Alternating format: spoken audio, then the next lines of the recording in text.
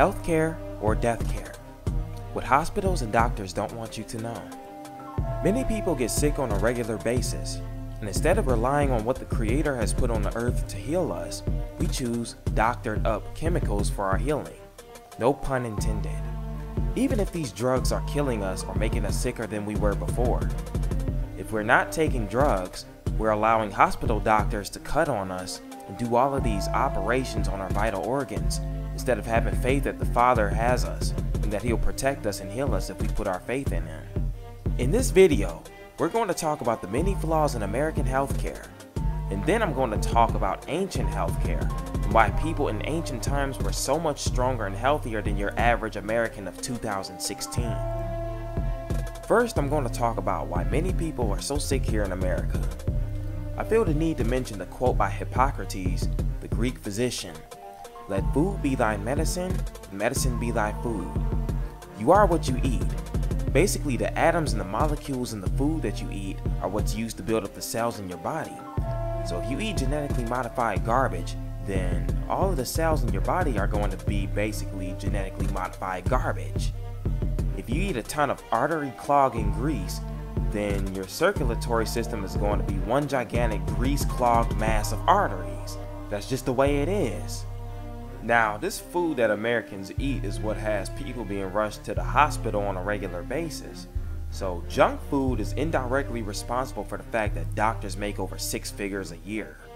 Another thing that I want to mention is the fact that the chemicals that are put into food are just that, chemicals. Some of these chemicals are used in industrialized processing of rubber and petroleum.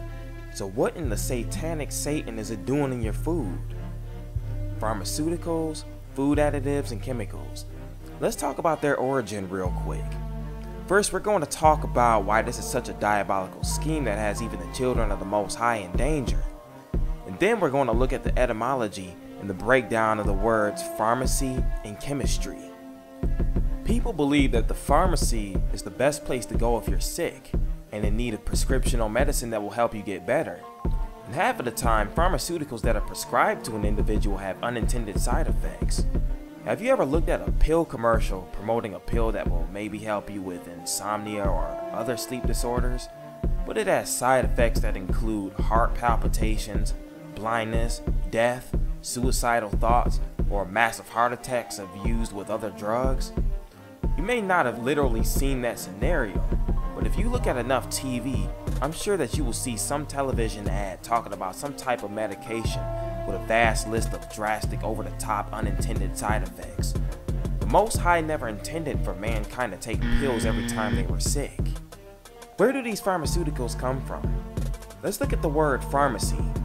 The word pharmacy comes from the word pharmakia, which Strong's Concordance defines as meaning magic, sorcery, or enchantment. The NSA Exhaustive Concordance defines pharmakia as meaning the use of medicine, drugs, or spells. Now, when someone takes a pill that induces suicidal thoughts, wouldn't you say that they were under some type of spell? I think that's a very good question that we should be asking ourselves. Now, let's look at the word chemistry.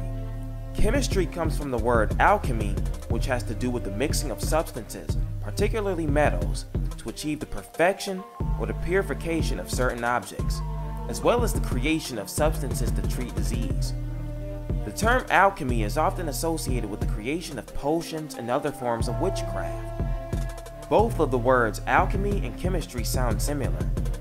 Look at the CHEM part of both words and look at the titles of people who practice these two arts. A practitioner of chemistry is called a chemist, while a practitioner of alchemy is called an alchemist. Very similar, isn't it? So now that I've broken down the meaning of chemistry, let's do a Google Images search on chemist flasks. As you can see, they are images of weird shaped glass bottles of strange chemical mixtures. Now type up potions in the Google Images search bar. The results look almost identical, don't they? That is because chemistry is nothing but a more advanced form of potion mixing. And all of the drugs and the chemicals that you ingest into your body, whether it be for the purpose of treating sickness, or if it just so happens to be a part of that processed cherry pie you brought at the gas station, is manipulating your soul and mind into something that Yah hasn't created you to be. Now, I was talking to a good friend of mine about this 2 years ago, and we had a really deep, long conversation about this topic because of the things that we both observed in people that we know that ended up dead because of American healthcare. And guess what? 2 weeks after I broke down all the information in regards to pharmaceuticals and chemicals, my friend called me and told me that Nicki Minaj had released a song called Pills and Potions. Though the song isn't about what me and my friend talked about, he took it as a nearly coincidental confirmation that everything I was saying is completely true because it prompted him to do more research on the topic. I suggest that you all research everything that I talked about in this video and study to show yourself approved. Your life literally depends on it. People weren't dying in hospitals at 40 years old 100 years ago.